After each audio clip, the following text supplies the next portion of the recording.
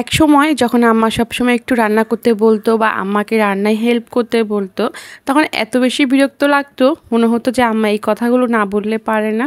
But এখন এই কাজগুলোতে এত বেশি ভালো লাগা কাজ করে।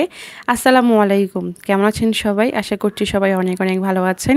এই যে দেখতে পাচ্ছেন বিশাল বড় চিংড়ি মাছ, এগুলো দিয়ে আজকে একটা কচুর রেসিপি করব, কচুর ফুলের রেসিপি। তো এগুলো যেহেতু আমি কালকে রাতে আমি কুটে বেছে পরিষ্কার করে রেখেছিলাম, যার কারণে কিছুটা কালো হয়ে গেছে।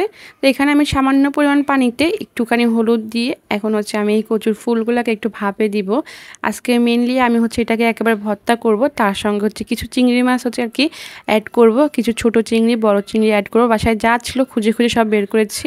এই তো ঢাকনা দিয়ে ঢেকে দিলাম। আর মুরগি রান্না করব, যার কারণে মুরগিটাকে একটু ভালো করে ভেজে নিব। এই যে কচুর ফুলের রেসিপিটা আমি ছোট থেকে খেয়ে খেয়ে বড় হয়েছে, কিন্তু কিভাবে রান্না করে এটা জানি না, বা কিভাবে পরিষ্কার করতে হয়, কোন অংশটা ফেলে দিতে হয় সেটাও জানতাম না। তো তারপরে আজকে নিজে নিজে চেষ্টা করব, দেখব কেমন হয়।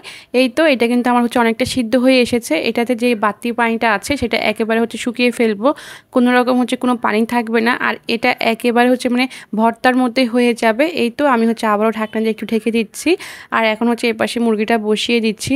আমার কচুটা কিন্তু এখনো ওই পাশে বসানোই আছে, আর এই পাশে এখন মুরগিটা বসিয়ে দিব। আমরা যেহেতু কচু ভর্তা দিয়ে খাবো আর কি, মেয়ে তো আর খেতে পারবে না, যার কারণে ওর জন্য এই পাশে আর কি মুরগিটা রান্না করে নিচ্ছি।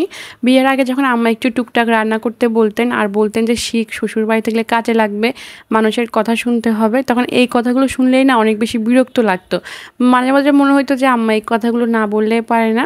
বাট আমার কাছে মনে হয় প্রত্যেকটা মেয়েরই বিয়ের পর এটা মনে হয় যে বিয়ের আগে কেন একটুখানি রান্না শিখলাম না, তাহলে হয়তো এই কষ্টগুলো হইতো না, এটা জানতাম ওইটা জানতাম। আমার কাছে মনে হয় এই ভুলটা এটা সব মেয়েরাই ফিল হয় যে না, কেন একটু শিখলাম না। বিশেষ করে যারা বিয়ের আগে কিছুই করে না, আমার মতো আর কি, বিয়ের পরে এসে এমন চিপায় পড়তে হয় যে সব কিছুই করতে হয় আর কি। তো যাই হোক, অনেক কথা বলে ফেললাম। এই পাশে আমি কচুর ভর্তাটা করে নিচ্ছি আর কি। আমি একেবারে কারো থেকে না, আমি আমার মতো করে করছি। আমি ফ্রাই প্যানে বেশি করে পেঁয়াজ আর রসুন দিয়েছি। পেঁয়াজ রসুনটা ভাজার পর আমি চিংড়ি মাছগুলো ছোট ছোট করে কেটে দিয়ে দিয়েছি। চিংড়ি মাছগুলো কিন্তু একটু ভালো করে ভেজে নিয়েছি। তারপর সব মশলা সামান্য সামান্য দিয়ে দিয়েছি। হলুদের গুঁড়ি, মরিচের গুঁড়ি, ধনিয়ার গুঁড়ি, জিরার গুঁড়ি, এগুলো খুবই সামান্য করে দিয়েছি। এখন এটাকে একেবারে মিডিয়াম আঁচে রেখে যতক্ষণ পর্যন্ত না এখান থেকে তেল ছেড়ে দেয়, অতক্ষণ পর্যন্ত এটাকে ভাজা ভাজা করব। তার আগে নামাবো না। আম্মাকে দেখতাম যেটা এভাবেই করতেন, যতক্ষণ পর্যন্ত না তেল ছেড়ে দেয় ততক্ষণ পর্যন্ত এটাকে চুলায় রেখে ভাজা ভাজা করে আর কি।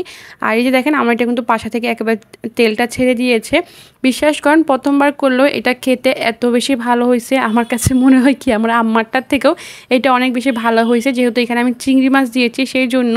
তো যাই হোক, ওই পাশে আমার কিন্তু মুরগিটা হয়ে গেছে।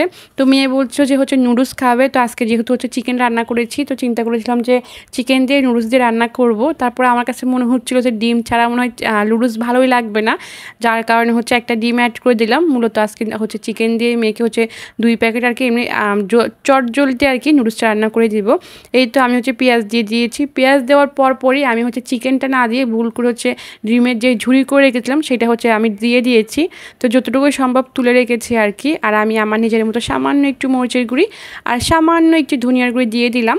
আর এই তো নুডলসের যে মশলাটা দেওয়ার পর সামান্য একটু পানি দিয়ে হালকা করে কষিয়ে নেব, বেশি একটা পানি দিব না।